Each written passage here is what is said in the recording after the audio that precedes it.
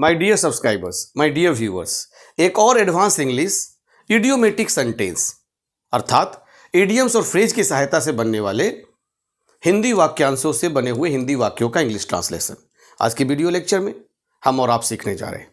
दैनिक दिनचर्या में हम और आप अक्सर बात करते हैं कि मैं तुम्हारे लफड़े में नहीं पड़ना चाहता, मैं इस पचड़े में नहीं पड़ना चाहता, है ना। जैसे कि सेंटेंसेस मैंने लिखा है कि मैं तुम्हारे लफड़े में नहीं पड़ूंगा, मैं तुम्हारे लफड़े से दूर रहना चाहता हूं, मैं इस लफड़े में नहीं पड़ना चाहता, उसने अपने लफड़े में मुझे भी फंसा लिया, मैं किसी के लफड़े में नहीं पड़ता, उसके लफड़े में पड़ने का कोई फ़ायदा नहीं, मैं अपने आप को लफड़े से दूर रखता हूं। ये आजकल के बच्चे अक्सर इस वर्ड का यूज़ करते हैं, लफड़े में, पचड़े में, और कहते हैं ना कि मैं किसी के फटे में टांग नहीं डालना चाहता, अर्थात कि किसी की बेकार की बातों में, किसी के झगड़े फसाद की बातों में, किसी के बकवास की बातों से मैं अपने आप को दूर रखना चाहता हूं, है ना। आपकी कुतर्क से मैं अपने को दूर रखना चाहता हूं। तो इसके लिए कई इडियम्स होंगे। हम अलग अलग सेंटेंस का फॉर्मेशन बनाते समय आपको इंग्लिश सिखाऊंगा, इंग्लिश इडियम्स की चर्चा करूंगा। चलिए सीखते हैं। जैसे मैं तुम्हारे लफड़े में नहीं पड़ूंगा, आई विल नॉट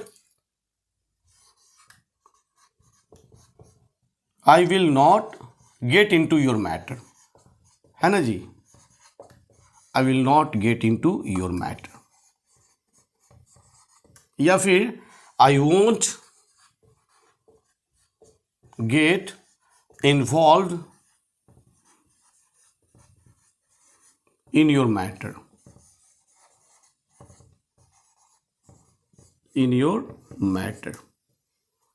है ना जी। आई won't get involved in your matter, I will not get into your matter। अब get into your matter, involved in your matter, I won't get involved in your matter, ये क्या है? लफड़े में पड़ने का एक इडियम है ना जी।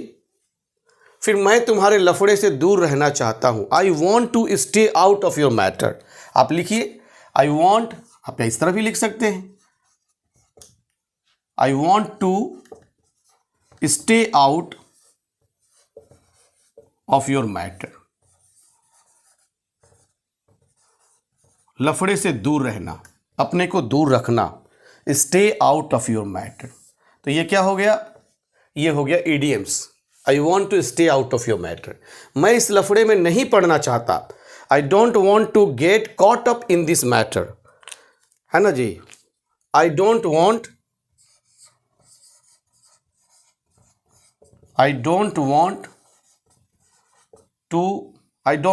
to get caught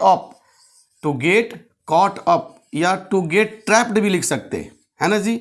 I don't want to get caught up या I don't want to get trapped in your matter या in your drama।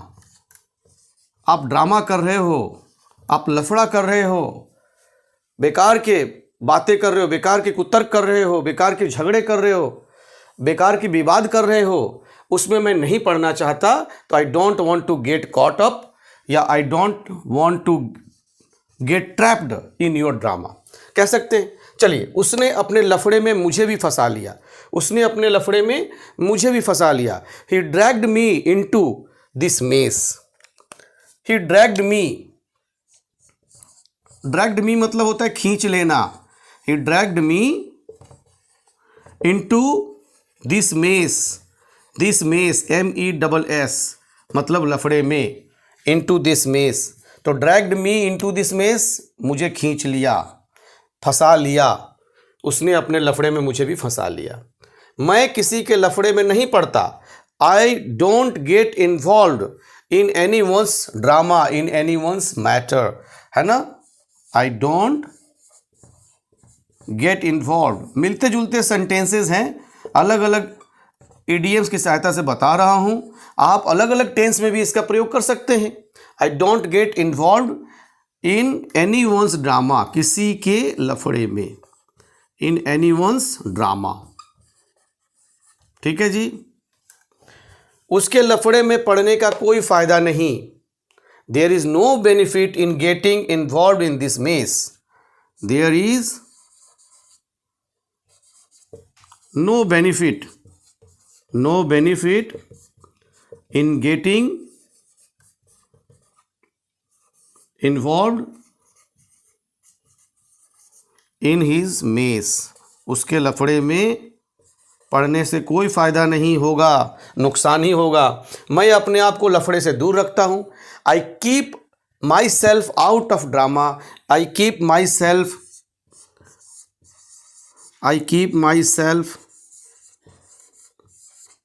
Out of drama, या फिर I keep myself out of matter, या I keep myself out of this mess, इस लफड़े से। Yes और not? I keep myself out of this argument, I keep myself out of this nonsense talk, I keep myself out of this absurd talkings. इस तरह की sentences आप बनाइए और अपने इंग्लिश को फ्लुएंट और ग्रामेटिकल बनाइए। चलिए मैं एक बार इसे रीड आउट करता हूं।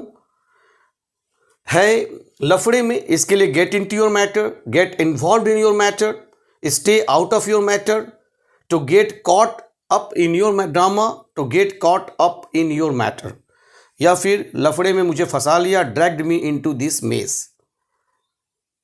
आई don't get involve in anyone's drama, मैं किसी के लफड़े में नहीं पढ़ना चाहता, उसके लफड़े में पढ़ने का कोई फ़ायदा नहीं।